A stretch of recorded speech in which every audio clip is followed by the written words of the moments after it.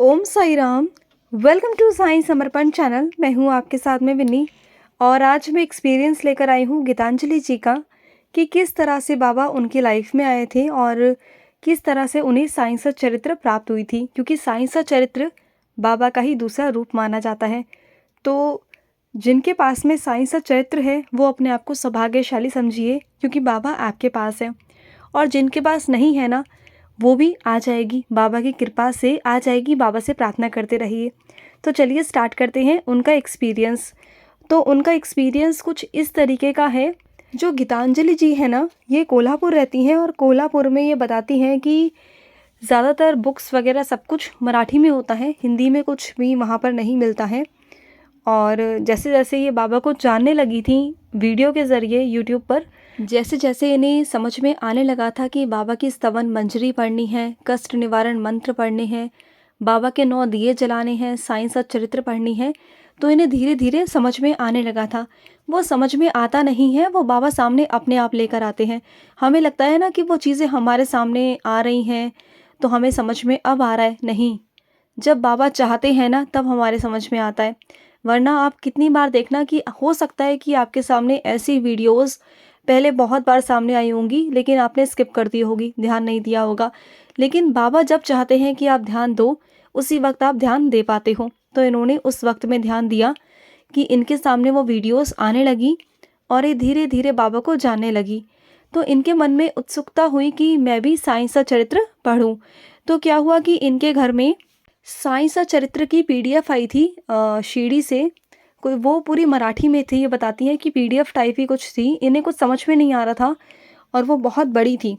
तो इनके मन में था कि जब साप्ताहिक पारायण 7 दिन में ख़त्म होता है तो फिर ये इतनी बड़ी कैसे है। तो 7 दिन में तो ये इम्पॉसिबल है, ये ख़त्म नहीं हो सकती। तो इनको लगा कि पता नहीं क्या, अब ये बता रही हैं कि साईं सा चरित्र है वो पीडीएफ के रूप में, बहुत बड़ी है। अब वो मुझे नहीं पता कि वो कौन सी वाली है। एक्चुअली मैंने सुना भी है कि एक बहुत बड़ी भी साईं सा चरित्र आती है। ऑनेस्टली मैंने देखा तो नहीं है, लेकिन मुझे किसी डिवोटी ने ही बताया था कि ऐसे ऐसे आती है। तो मुझे तो नहीं पता, मुझे अपनी बस वही साईं सा चरित्र पता है जो हेमांड पंत ने लिखी थी। बस वही साईं सा चरित्र के बारे में मुझे पता है। तो इनको वो वाली साईं सा चरित्र इनके घर पर आई हुई थी। तो उसमें कुछ 1100 पेजेस थे, ये बताती हैं 1100 पेज थे। तो ये सोचती हैं कि ये 1100 पेज तो 7 डेज़ में ख़त्म नहीं हो सकते। अब इन्हें करना था साप्ताहिक पारायण, और साप्ताहिक पारायण तो उससे हो ही नहीं सकता था। इन्हें वही साईं सा चरित्र चाहिए थी और इनके जो शहर में मिल रही थी वो मराठी मिल रही थी। और जैसे कि इनको मराठी तो आती है, लेकिन ये हिंदी अच्छे से कर पाते हैं। तो इनको था कि ये हिंदी इनको मिल जाए तो मैं अच्छे से हिंदी वाली जो है वो मैं कर लूँगी और पारायण कर लूँगी। तो इन्होंने बहुत सर्च किया, ऑनलाइन भी सर्च किया, सब जगह सर्च कर रही थी ये। और इन्होंने जो है वो बुक कर दी ऑनलाइन। उसके बाद इन्होंने मराठी वाली पढ़नी शुरू की। इन्होंने सोचा कि चलो धीरे धीरे मैं मराठी वाली ही पढ़ना शुरू करती हूँ। तो इन्हें पूरा 1 मंथ लग गया वो पूरी पढ़ने में। उसके बाद इन्होंने ऑनलाइन बुक की कि देखते हैं कि आएगी या नहीं आएगी। 15 से 20 दिन हो गए थे बुक करे हुए, लेकिन इनके पास में वो नहीं आई, नहीं पहुँची। और इन्हें साप्ताहिक पारायण शुरू करना था। और कहते हैं ना कि विघ्न आते हैं।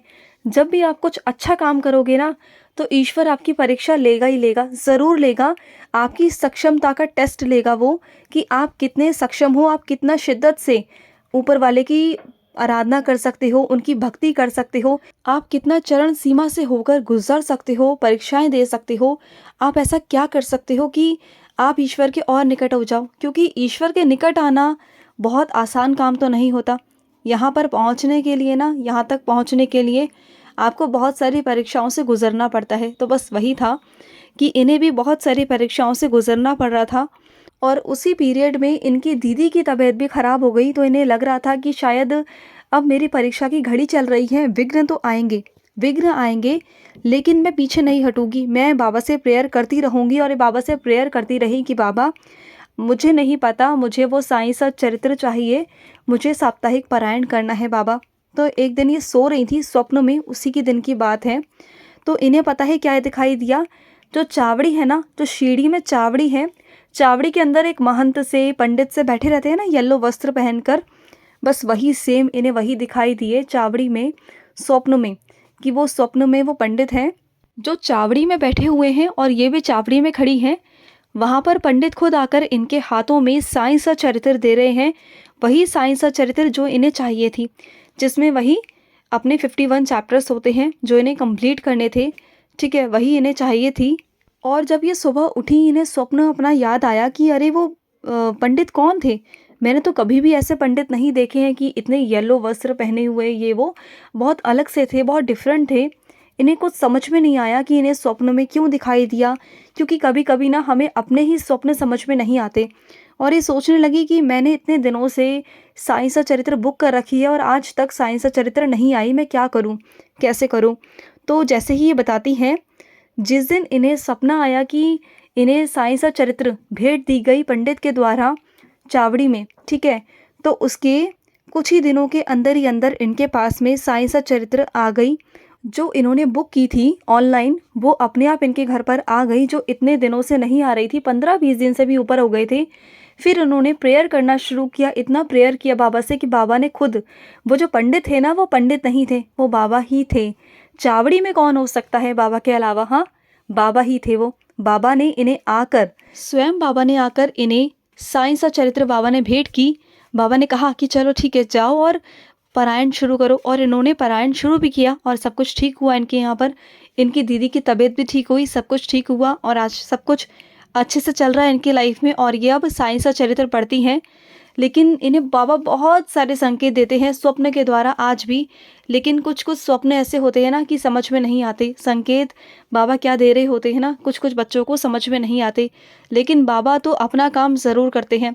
आप जो सवाल पूछोगे ना बाबा से, बाबा उसका उत्तर आपको अवश्य देंगे। वो अलग बात है कि आप समझ नहीं पा रहे हो।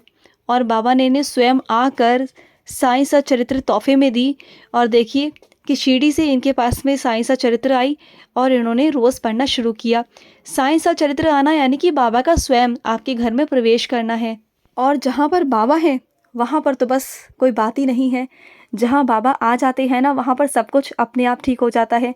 तो बस बाबा पर विश्वास रखिए। और बाबा ने खुद कहा है कि जो मेरे साईं सा चरित्र को रोज़ पढ़ता है, रोज़ उसकी खुशियाँ आती हैं, भरमार खुशियाँ आती हैं। और जो साप्ताहिक पारायण करता है, उसकी सारी मनोकामना, सारी इच्छाएं पूरी होती हैं, सारी इच्छाएं। इन्हें एक सपना और आया था अभी 9 दुर्गों में।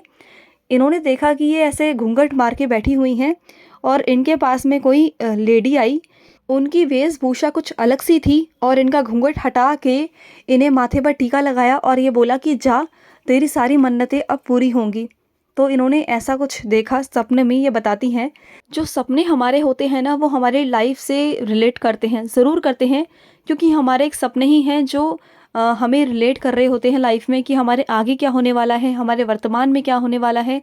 या बाबा भी हमें बहुत सारे संकेत स्वप्न के माध्यम से देते हैं। लेकिन हाँ, कुछ संकेत, कुछ सपने ऐसे होते हैं जो बाबा से रिलेटेड नहीं होते हैं, उन्हें हम फालतू में सोच सोच कर परेशान हो जाते हैं। तो सभी सपनों को बाबा से ना रिलेट करें, भगवान से रिलेट ना करें। कुछ सपने हमारी सोच भी होती है कि हम जो सोचते हैं ना, जो नकारात्मक ऊर्जा होती है, वो भी कभी कभी हमारे माइंड में आ जाती है। तो ऑलमोस्ट चीज़ों को बाबा से जोड़े ना, पर हाँ, कुछ कुछ चीज़ें बाबा आपको दिखाएंगे, वो ज़रूर बाबा से जोड़िए। जो अच्छी चीज़ें होती हैं, जो सकारात्मक चीज़ें होती हैं, वो बाबा आपको डेफिनेटली दिखाते हैं। और बाबा जब सपना देंगे ना, तो इसकी यही निशानी है कि बाबा सपना देने के बाद आपको संकेत भी देंगे कि बाबा ने आपको स्वप्न दिया है। इस बात पर हमेशा गौर करिए, ठीक है ना?